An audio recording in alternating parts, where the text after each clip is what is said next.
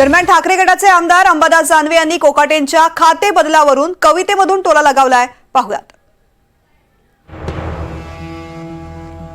विकून टाका खेळणे भंगाराच्या गाडीवर, नवे मंत्री देणार पत्त्यांचे कॅट आता डझनावर.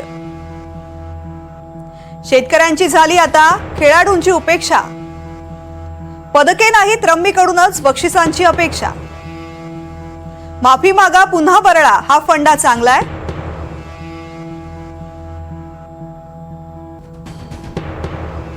डर कशाला कोणाचा बॉस वर्षा बंगल्यावर बसलाय.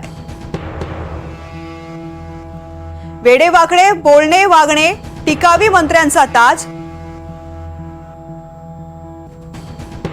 आता नको मैदान रम्मी खेळायला बसा महाराज.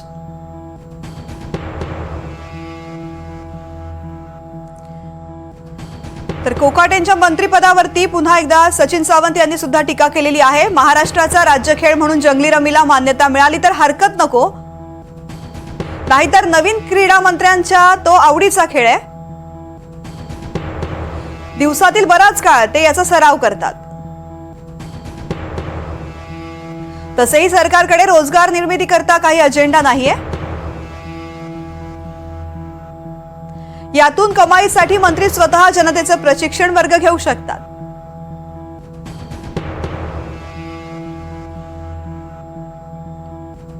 तर रोहित पवार यांनी कोकाटेंचा रमी खेळतानाचा व्हिडिओ समोर आणलेला होता आणि त्यानंतर रोहित पवारांनीच कोकाटेंच्या राजीनाम्याची मागणी लावून धरलेली होती.